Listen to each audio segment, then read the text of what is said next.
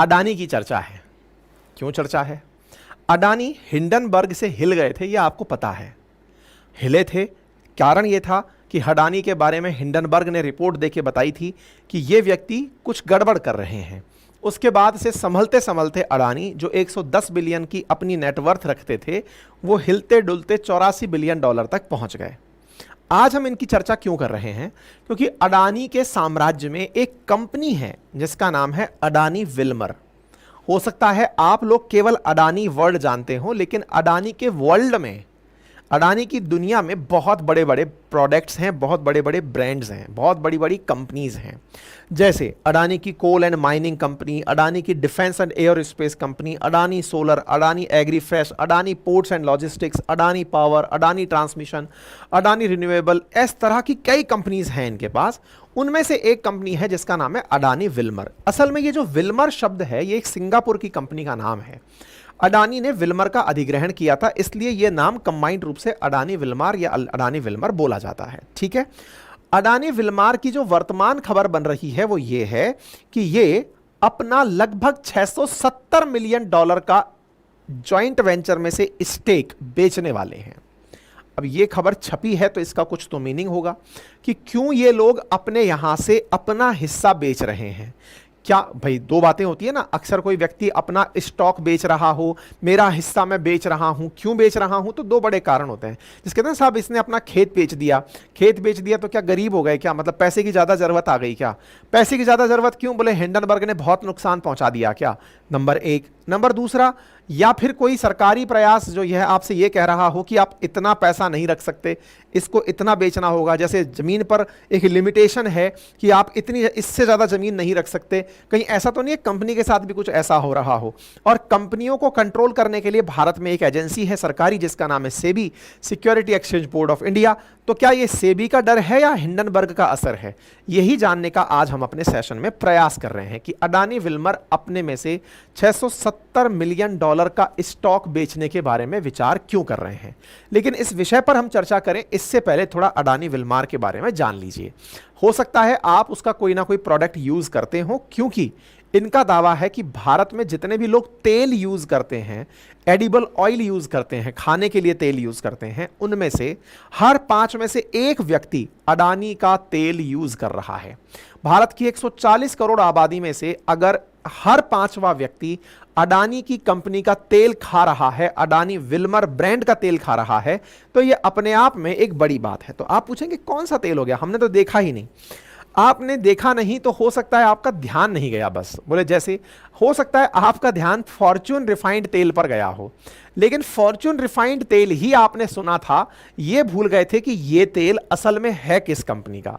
ये तेल Adani Wilmer company का है और घरों में रिफाइंड तेल के नाम पर फॉर्च्यून रिफाइंड का विज्ञापन और घर में उपयोग संभवतया अब देखकर आपको याद आ गया होगा कि यार फॉर्च्यून तो तेल खाया है और फलाने सिंह के घर में रखा देखा है, क्योंकि हर 5 में से एक तो खा ही रहा है। और ये क्या करते हैं, तेल में तो इनका एक छत्र राज हो गया। इसके अलावा चावल, चीनी, सैनिटाइजर, आटा और साबुन, ये सब भी अडानी विल्मर प्रोड्यूस करता है। जैसे अडानी के फॉर्च्यून के ही अपने राइस आते हैं, चावल आते हैं। आप यहां पर देखें फॉर्च्यून राइस, ये फॉर्च्यून राइस के कुछ बहुत सारे पैकेट्स हैं जिन्हें आप यहां पर देख सकते हैं। पोहा, सूजी, रवा, मैदा, बेसन, चना दाल, शुगर, सोया चंक, जो सोया बड़ी आती है फॉर्च्यून की, वो भी बहुत सारे लोगों के घर में उपयोग में ली जाती है। तो यानी फॉर्च्यून जो इनका ब्रांड है, फॉर्च्यून नाम से जो प्रोडक्ट आता है वो अडानी विल्मर का ही प्रोडक्ट है। ठीक है। इनके इतने सारे और सैनिटाइजर और सोप जैसे प्रोडक्ट आते हैं। 1999 में अडानी एंटरप्राइजेज और सिंगापुर की विल्मर इंटरनेशनल लिमिटेड के बीच में एक संयुक्त उद्यम यानी जेवी बनाने के लिए पैक्ट हुआ था, जिसके तहत अहमदाबाद में स्थित ये भारतीय खाद्य और पेय समूह जो आपका अडानी है, ये विल्मर के साथ जो सिंगापुर की कंपनी है इसके साथ मिलकर मार्केट में 50-50% की जेवी किया, जॉइंट वेंचर किया कि 50% हिस्सा आपका, 50 मेरा। 1999 में ये एक हो गए। विल्मर उस समय पर 1000 से अधिक प्लांट चलाता था, 1 लाख से ज्यादा लोगों को नौकरी देता था, 50 देशों में इसका काम फैला हुआ था। धीरे धीरे 1999 के बाद ये लोग भारत में ग्रो करना शुरू किए। 2005 में अडानी विल्मर ने एक्वायर कर लिया मंत्रालयम और हल्दिया प्लांट, जो रिफाइनिंग के प्लांट हैं उनको।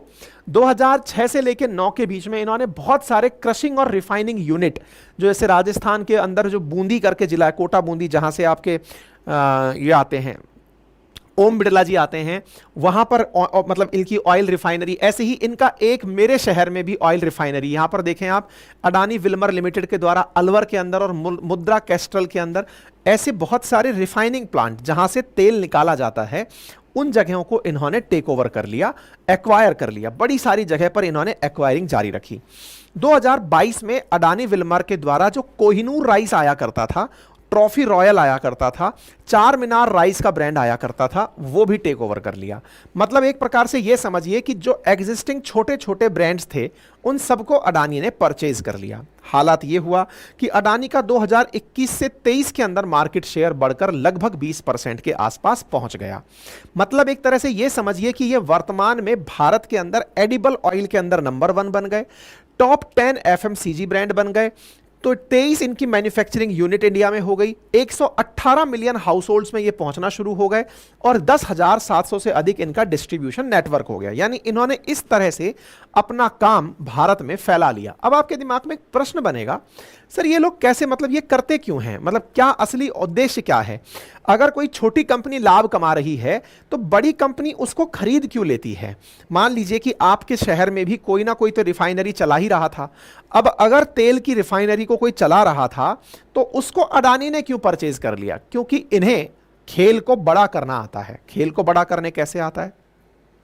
हिंडनबर्ग ने जिस चीज के ऊपर ध्यान दिलाया था सबका, वही चीज आपको समझनी है। क्या असल मायने में क्या होता है ना, इसको थोड़ा सा इस तरह से समझिए कि ये लोग शेयर मार्केट से पैसा कमाना जानते हैं।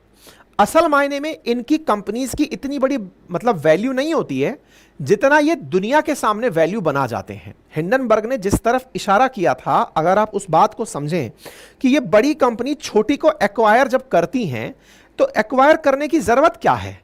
जरूरत यह है ताकि दुनिया की नजर में छा जाएं कि देखो जहां तहां देख रहे हो वहां अडानी दिख रहा है। उससे क्या होगा?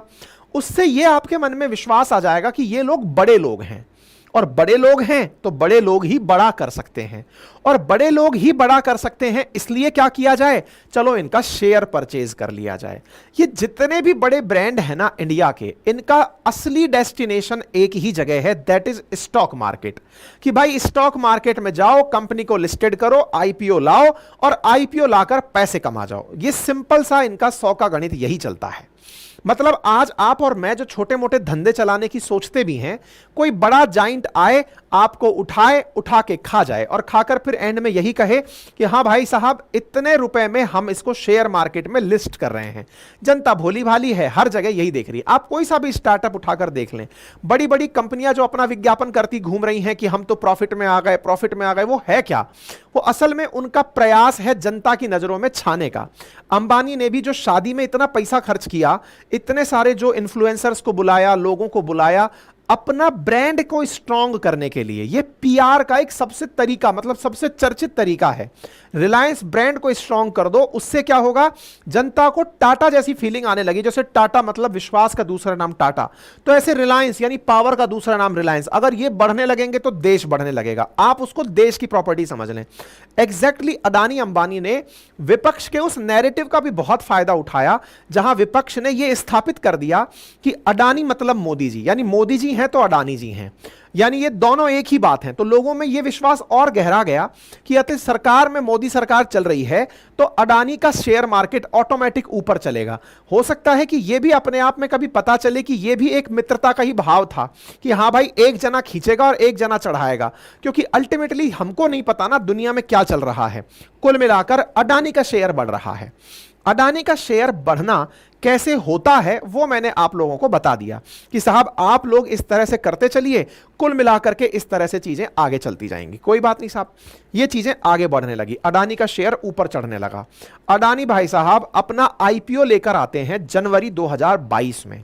मतलब कि साहब हमारी कंपनी बड़ी हो गई है, जनता से हम पैसे चाहते हैं, हमारे पास पैसे नहीं है।